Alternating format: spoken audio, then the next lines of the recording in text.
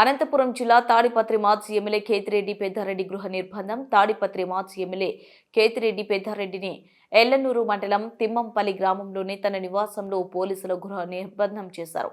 Anantapuram rural DSP Venkateswarlu తన సిబ్బందితో కలిసి తాడిపత్రి మాజీ ఎమ్మెల్యే కేతిరెడ్డి పెద్దారెడ్డికి నోటీసులు ఇచ్చారు. తాడిపత్రిలో ఎలాంటి అవాంఛనీయ సంఘటనలు చోటు చేసుకోకుండా అనంతపురం రూరల్ డివిజన్ పోలీసులు తిమ్మంపల్లి గ్రామంలో భారీ బందోబస్తు చేపట్టారు. ఎన్నో ఆటంకాలు గురి చేస్తున్నారు. ఈ ప్రభుత్వం వచ్చినాక ప్రజాస్వామ్యం అనేది ఎక్కడ కూడా కనుచూపు మేరలో కాందడం జరిగింది.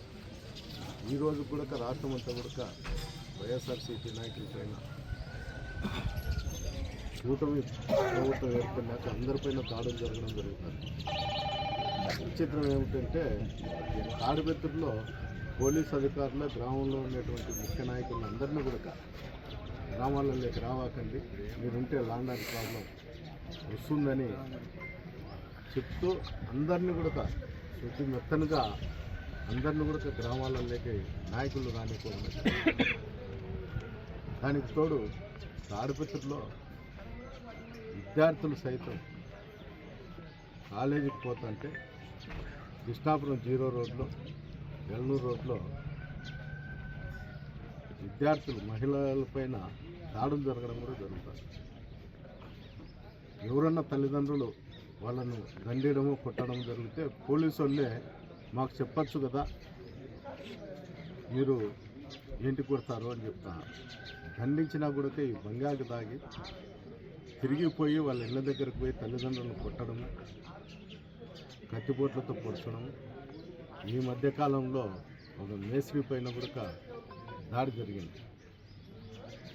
అంటే ఎవరిని ఏం చేస్తానే కూడా అక్కడ తెలుగుదేశం కార్యకర్తలు నాయకులు సానుభూతి పరులే గలాటలు చేయాలా, మహిళలను కించపరచల్లా, వేరే వాళ్ళు ఏదైనా మాట్లాడితే వాళ్ళపైన దాడులు చేస్తామని ఒక సంకేతం అయితే తాడిపత్రి మున్సిపాలిటీ పరిధిలో వెళ్ళడం జరిగింది.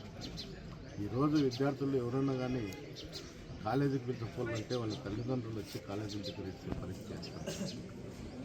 ఎప్పుడన్నా మేము అడిగినా కూడా వాళ్ళు చెప్పే సమాధానం ఏమిటంటే పోయే విద్యార్థినిలే జాగ్రత్తగా కాలేజీకి పోవాలి, అంటే వాళ్ళైతే కంట్రోల్ చేయరంట, పోయే వాళ్ళే పోవాలి. ఏ విధంగా పోతారు? రోడ్ల మీద కాకోకుండా విద్యా వ్యవస్థలు ఉండేది ఏంటికి? పిల్లలు చదివించుకోవడానికి కోసం వాళ్ళను నాండారు కాపాడే బాధ్యత కూడా పోలీసు అధికారులకే. ఈరోజు కూడా నేను తాడిపత్రికి పోదామంటే నువ్వు కోర్టుకు వేసినావు కదా, పోలీసులు పంపించలేదని, అందువల్ల నువ్వు కోర్టులో వచ్చిన తర్వాతనే నువ్వు వెళ్ళాలా అని చెప్తాను.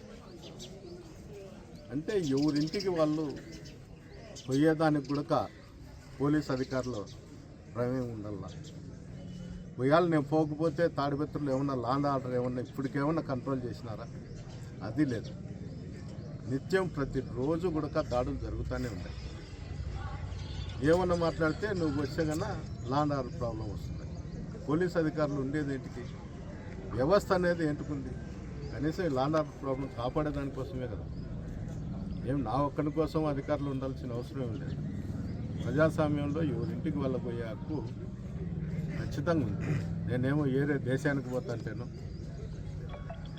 వేరే ఇది పోతాంటే వీసా తీసుకోవాల్సిన పరిస్థితి ఏమన్నా ఉంటే అది కూడా ఒక పోలీసు వాళ్ళు చెప్తే నేను ఈ రాష్ట్రానికి తాడిపత్రికి పోవాలంటే వీసా అవసరం ఉంది, నువ్వు వీసా తీసుకొని ఒక రూల్ ఇచ్చే ఎక్కడ దొరుకుతుందో చూస్తే కూడా అప్లై చేసుకొని తాడిపత్రికి పోయేదానికి ప్రతిరోజు ఇంకోటి ఏం చేస్తామంటే మున్సిపల్ చైర్మన్ గారు ప్రతిరోజు ఎవరినొకరిని పెట్టేది రెచ్చగొట్టే విధంగా మాట్లాడేది.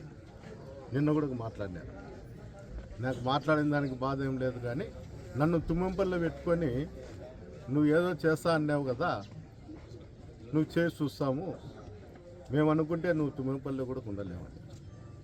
అయ్యా నేను ఈరోజు కూడా చెప్తాను, నన్ను అక్కడికి రానిచ్చి మీరు రాజకీయం చేయండి. మీరు ఏం మాట్లాడుతాడో దానికి నేను కట్టుబడి ఉంటానో ఉండనో ఆ వారం మీరే నిర్ణయించండి. అంతే తప్ప మీ ఇష్టానుసారం మీరు మాట్లాడేది నేను ఇన్నట్లు పోతాను. ఏంటంటే గ్రామాలలో కొంతమంది ముక్కుబడి ఉండి అమ్మవారికి దున్నలు అవి ఇవి ఇస్తాను. వాళ్ళు మొక్కుబడి తీర్చుకునేటప్పుడే అవి చేనులలో ఆడేయడం వేసి ఎక్కువైపు ప్రజల మీదకి దాడి చేస్తుంటే